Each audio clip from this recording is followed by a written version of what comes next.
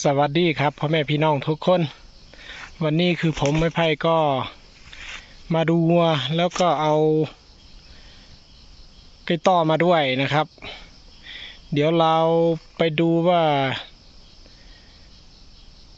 วัวของเรามันจะสวยงามแค่ไหนแล้วก็ไก่ต้อเราขันม่วนแค่ไหนนะครับจะคงยืดเสด็จนะนู่นนอกูกูตัวช่าง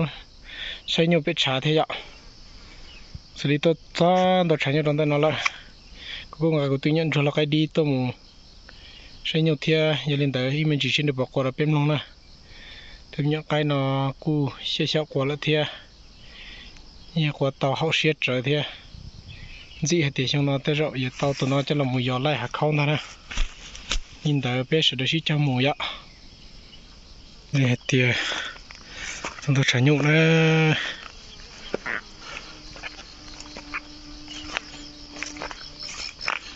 เด้อครับพี่น้อง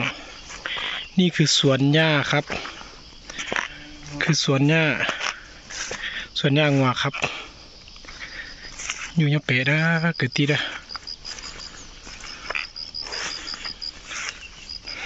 เป๋ยกุยปาญูเฮ็ดจะไปสิเดี๋ยวเราก็หมดใช้ด้วยนะฉันช่วยเอาต้นสีเทียจิตตะเปาะแล้วเนาะ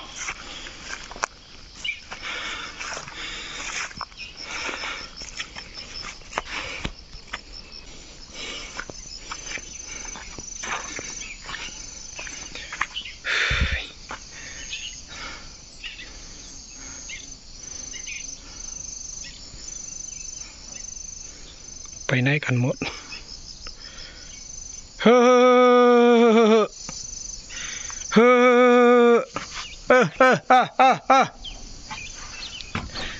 อเฮ้อเฮ้อเฮ้อเฮ้อเฮ้อเฮ้อเฮ้ออ่ะอ่ะอ่ะอ่ะ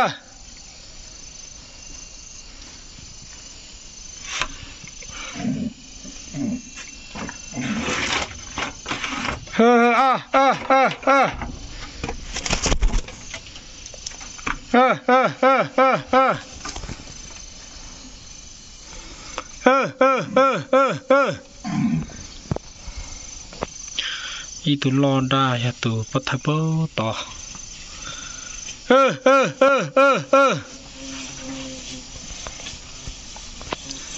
itu lono nah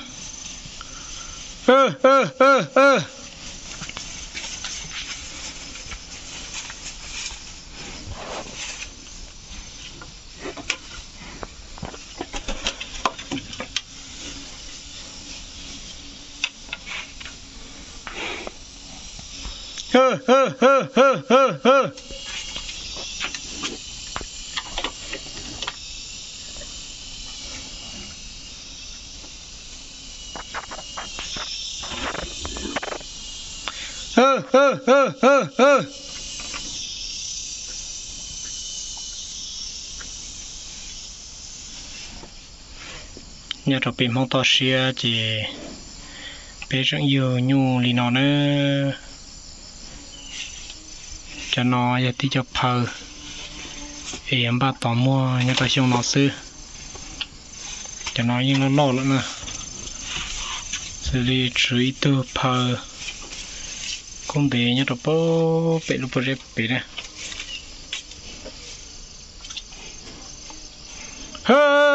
một thọ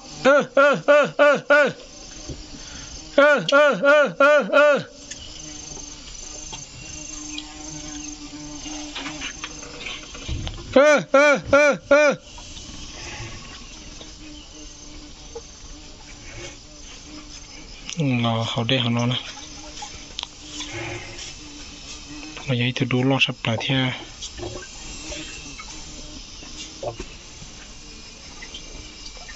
như lo tạt tủ đó tụi nó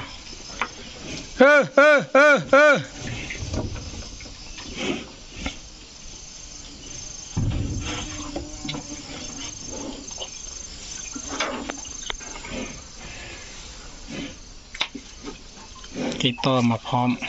พี่น้องเลยชีวิตของพวกเราคืออยู่บนดอยก็ต้องแบบนี้แหละนะครับ ความสุขของเราบนดอยก็คือแบบนี้เองเนาะ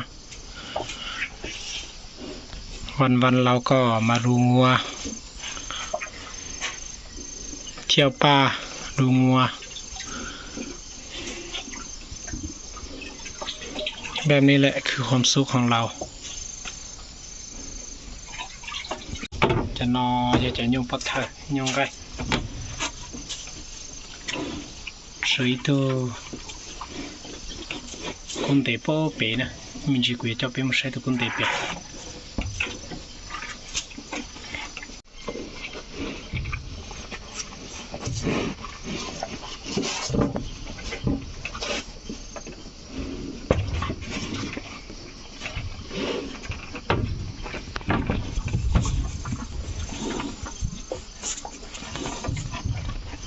ยอกเดียวยอกเดียวยอกเดียว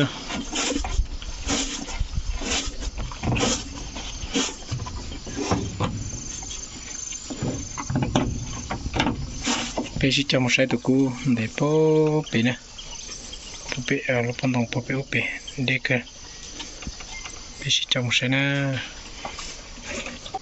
พี่น้องครับนี่คือความสุขครับความสุขอยู่ที่ตัวเราอยู่บนดอยก็ประมาณนี้นะครับ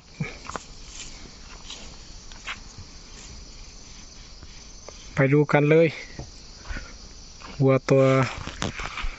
ใหญ่อยู่โน่นนะครับ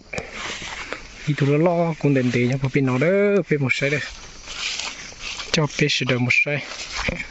โอชิถึงตัวแล้วครับพี่น้องความใหญ่ความมันครับพี่น้องเอ้ยสุดยอดเลยส่วนตัวเราคือที่รู้ตัวน้อยอุ้ยถึงเหนียวอยู่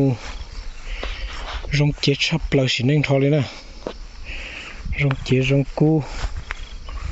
รองเจมัวโอ้นี่เจ้าอันนี้เนี่ยอยู่ในชิ้นดอกมาตัวน้องเสนอที่เลยยังตัวให้ชับเปล่าลีนะ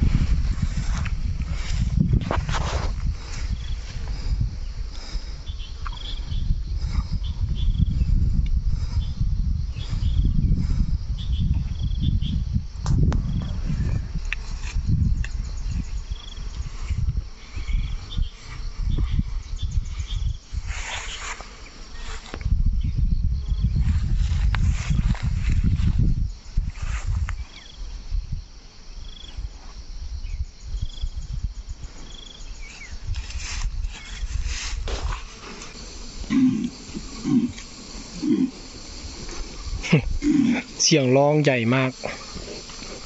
น่ากลัวจัง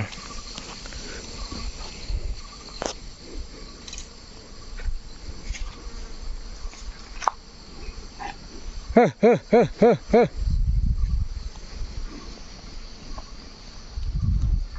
เป็นยังต่อเชียเป็นยุดเชียยุดสูลีนอง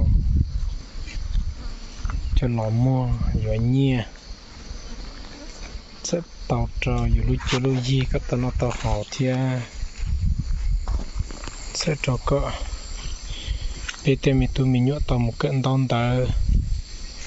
สุลีเราเลือกแรงเลือกตัวเราเลือกให้แน่ซื้อหน้าก็เป็นมวยเนี่ยเจเป็นชิมวยเนี่ยเจียน่าเกิดที่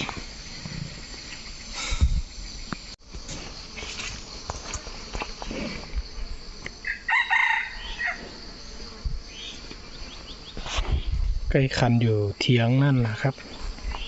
ตัวเราใกล้กว่าต่อลุดเฉดต่อ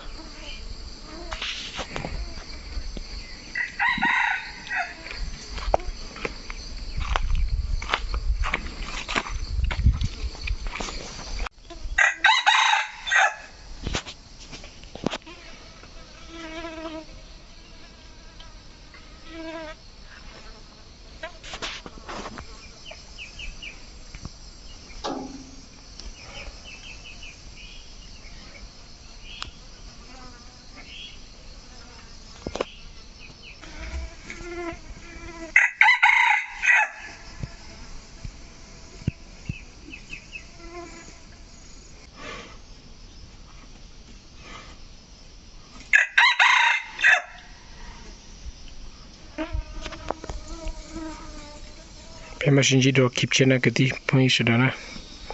ดูนอจะข้องกิริจะข้องเราว่าวิดีโอเราเป็นสุดต่อใช้อย่าลืมเดินนู่นนอ